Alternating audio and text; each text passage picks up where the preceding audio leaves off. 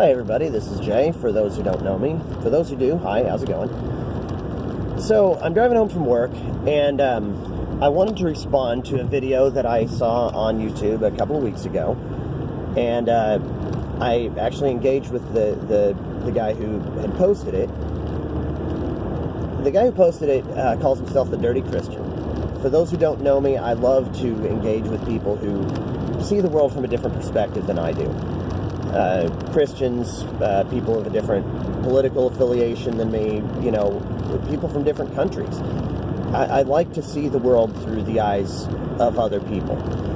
So I engaged with the Dirty Christian in his comments section, and I told him that I have always kind of wanted to do this, to have an open dialogue with someone in at least a semi-public space. YouTube's fairly public, where we can discuss the things that we disagree about in a respectful and you know, and meaningful way, not for the purpose of convincing each other, but for the purpose of understanding each other. Right now we live in a really polarized world, and I think that it might help to depolarize it a little bit if we would just talk to each other. You know, people who disagree with you on something aren't evil because they disagree with you. Find out why they disagree. You might even find out that they've made a good point that you hadn't considered before.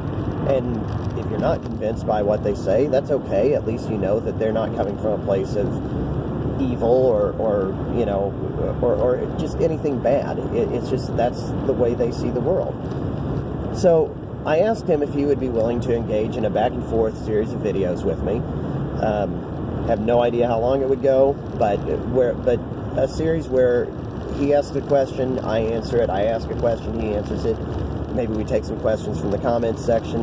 You know, however this works out, I don't know. We're kind of feeling it out as we go, and this is my first response to any of these videos. He agreed to do this, and so I am answering the video that he posted that got my attention in the first place. So, in that video, he posed a question to atheists. And for the record, I do not speak for all atheists. We are not a monolith. The only thing that we all agree on is that it's unlikely that there is a God. And we don't even all agree on the degree of likelihood of that. So, I'm only speaking for myself here. So the question he posed to atheists was this: if somehow someone were to present evidence that God does exist, that satisfies your skepticism to where you are convinced, would you then follow God? And it's a great question. Honestly, it's one of the smarter and more intriguing questions I've ever gotten from a Christian. And I can't give a straight answer on it, to be totally honest. I can't give a straight up yes or no on it. Because if God exists, that doesn't necessarily mean that God is good. I do not yield my authority over my own conscience. So, assuming that we're talking about the God of the Bible, which he actually did say in the video that is the God he's talking about. So, Thor, Odin, Zeus. Maybe we'll get to you on the next one.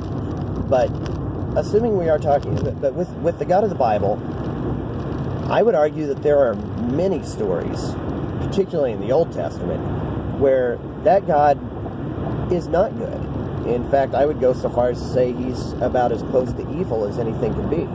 He commits genocide in the story of the flood. He makes a man sacrifice his daughter in the story of Jephthah. He makes Abraham sacrifice Isaac. Now, he does pull the plug on that at the last second.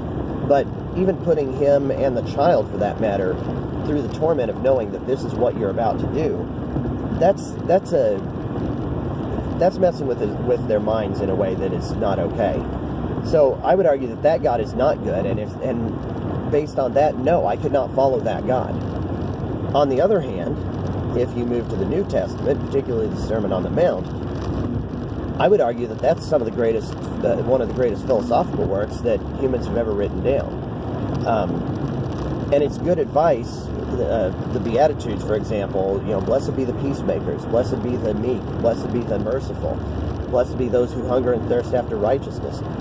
That's good advice, whether it came from Jesus or Marcus Aurelius or Gandalf the Grey, Yoda, or Superman. It doesn't matter who it comes from. It's good advice. And so whether Jesus existed or not, whether he's the son of any deity or not, I would argue that that's great advice, and I would absolutely, in fact, not only would I follow that version of God, I would argue that to some degree I already do, or at least try to.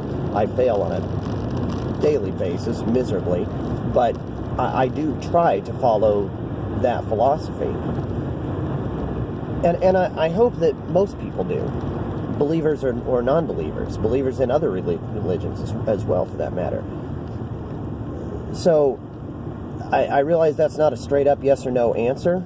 I'm sorry I couldn't give you a straight-up yes or no, but I think that, well, deep questions require deep answers, and that's the one I've got for you.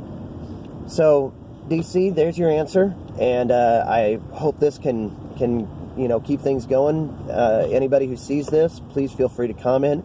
I will be posting the link to the Dirty Christians original video, well, the one that got my attention anyway. I'll be posting the link to that in the comments section. I hope you all go to it and take a look at it, and look at his other videos too. He's got some really good videos and some really smart things to say, and it's worth hearing whether you agree with him or not. And I would argue that it's probably more worth hearing if you don't agree with him. So, I need to pose a question back to DC. All right, DC.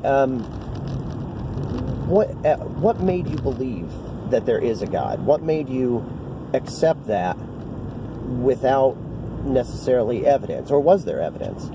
That's my question for you. I look forward to hearing from you, and to anyone who sees this in the comments section, have a good night.